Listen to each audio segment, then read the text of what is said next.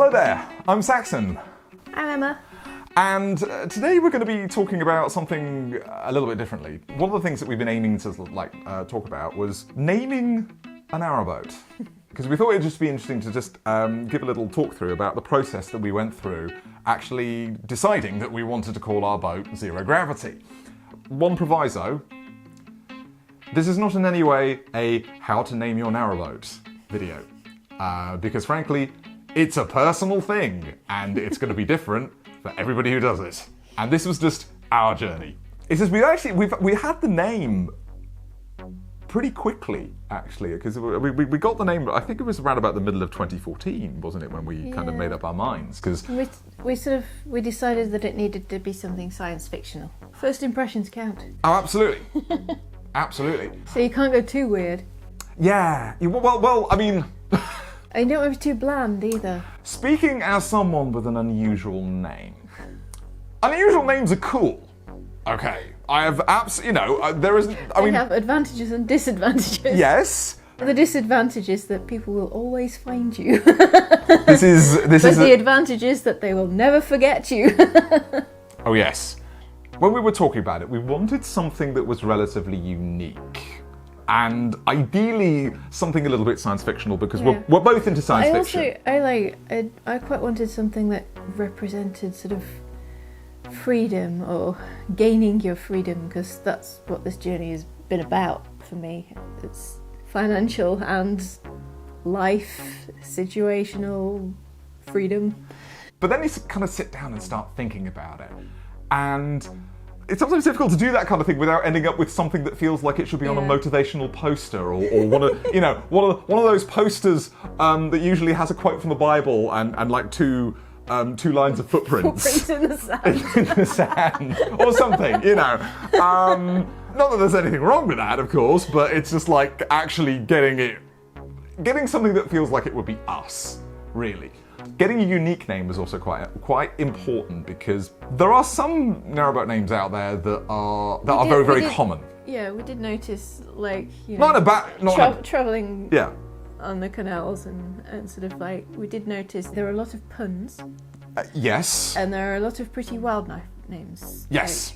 There's a very useful site. Canalplan.org UK. Yes, Canalplan.org UK have a section on their website called the boat listing. I will put a link to it in the video description.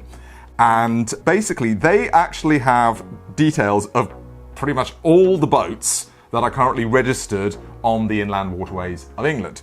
And the useful thing about that is that if you come up with an exciting, sexy narrowboat name that you want to go, right, okay, how many are there? You can feed it into this and it will tell you how many there are. Oh, someone's already taken it. Yes, because frankly, there are lots of boats and there are lots of names out there. I think we actually found that the most common or the ones that turn up the most are things like Dragonfly and Kingfisher. Yeah. And stuff like that. Yeah, because I mean we've looked it up. Dragonfly currently. There are currently 183 registered boats with the name Dragonfly.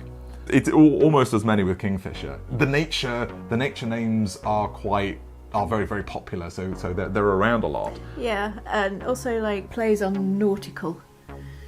Like I see a lot of naughty lasses around. Yes. Naughty lass. This is where we do also sort of encounter the puns, and we don't really like puns. There's not now. Sometimes they're not even puns. Like oh yeah, I mean some are just like the kid's inheritance. Yeah. But there are a lot of things like there's weary, tired. Yes, which was actually the word weary and the word tired, but with sort of subtle punctuation that makes it clear that it can also be read as weary, tired. I don't like puns. I'm sorry. It's okay. Puns make me laugh, but also groan. Yeah, exactly. And I didn't want a pun to be the name of the boat, basically. Something that we were going to be living with for like sort of 10 years or so. There's one there is called We Blew It. Yes. After the mushroom. Yes. But also the money. Indeed. Indeed. But yeah, so we were mulling some sort of, oh yes, it would be nice to have sort of something science fictional. The other problem with having a unique name, and this also applies to if you're a person with a unique name, is that if your name is very unique, you are going to have to explain it. Lots. Saxon Bullock. How is it possible that is that really your name? Really? But you're going to have to explain it because people are going to ask about the boat name, and we didn't want it to be too involved. Yeah. We thought about spaceships a lot. Yes, I mean, after a spaceship. It took me a while to actually to come up with a spaceship name that didn't have a crew that all most of them died in horrible. I kind of liked the idea, briefly liked the idea of calling it the Nostromo. Which is the spaceship from Alien, mainly because there's a company called Last Exit to Nowhere that do Nostromo crew t-shirts. And I was like, oh my god, that would be so cool, but then I sort of realised it wouldn't necessarily be a good idea. He realised, he means... I was told. I was unhappy with this name choice. Which is fine. It's fine. But yeah, so we were sort of bouncing around a lot. And, Millennium Falcon, a bit too obvious. Well, yes, this is the thing. It's like the Enterprise? No, not sure I really love Star Trek enough to want to name the place I live after it. Yeah, we're geeks, not nerds. Oh God, do you know how much trouble we're going to get in over that? Oh my goodness.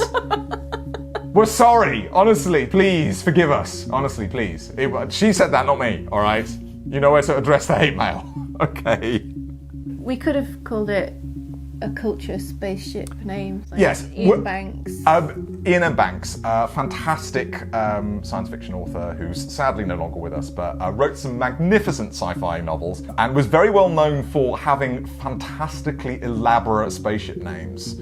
Yeah, there was a point where we were thinking it would be lovely to actually kind of sort of find a spaceship name that would sort of fit, because that would, it would mean something to us, and it would be a kind of a nice in-joke reference that would please us and bring us joy. And then we thought about it, and particularly we kind of went through the list, because there are like sort of dozens and dozens of them, and they're all wonderful, but then you actually sort of start looking at them and you start realizing they're not really going to work, because you have like clear air turbulence, irregular apocalypse, screw loose, flexible demeanour, unfortunate conflict of evidence. They're worse than racehorse names. Oh, they're great. A series of unlikely explanations. God told me to do it. Halation effects. That'd be a great name for a narrowboat. It'll be over by Christmas. All these. It just goes on and on. He was wonderful at these. But we couldn't find one that actually fitted, really. We couldn't find one that would work. And also one that wouldn't raise too many eyebrows. Yeah.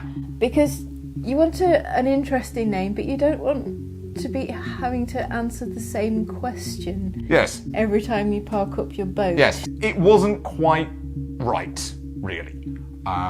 So we kind of bounced around a bit. I was sort of mulling.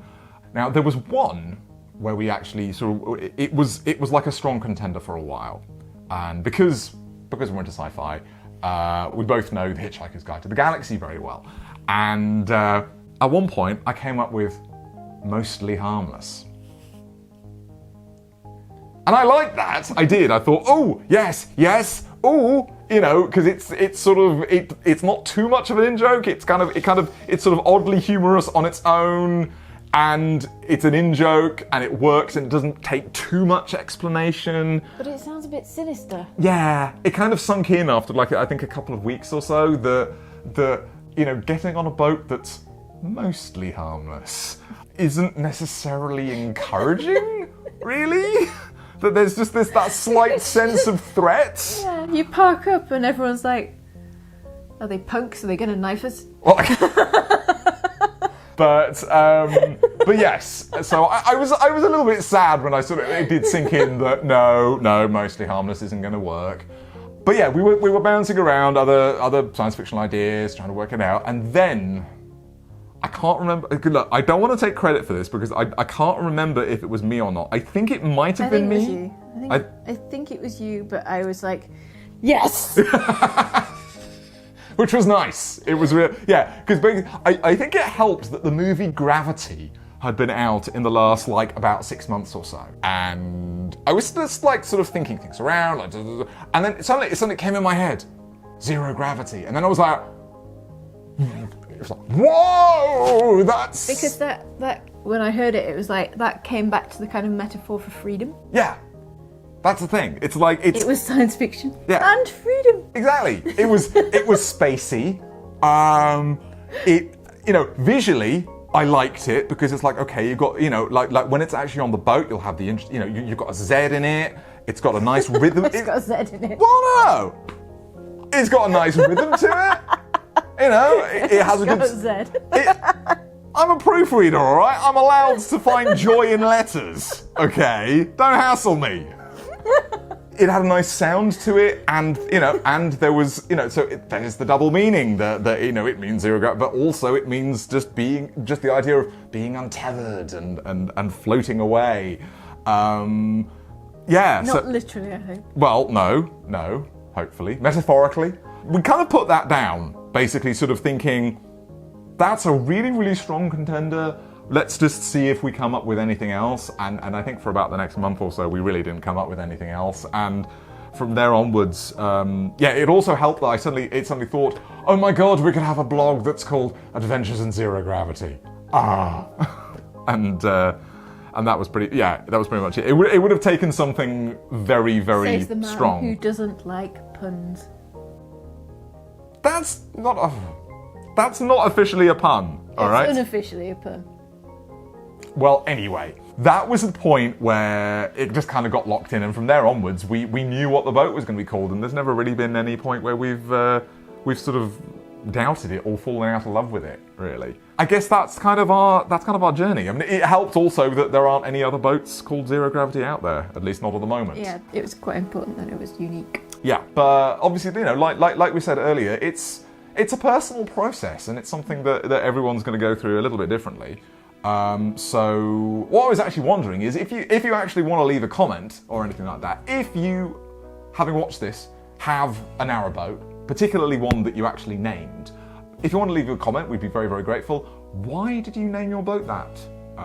What was the reasons? Are you happy with it? Have you ever been tempted to rename it? Did you buy a second-hand boat and rename it? What was it originally called?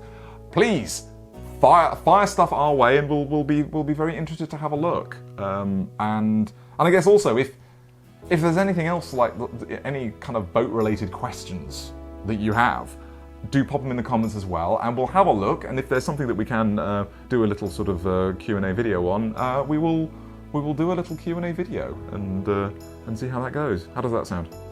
Yes. That was exceedingly decisive. So yeah, like I said, if you want to leave a comment along those lines, that would be fantastic. And we'll be back again soon with some boat-related stuff. And thanks very much for watching. And until then, we'll be back with you soon.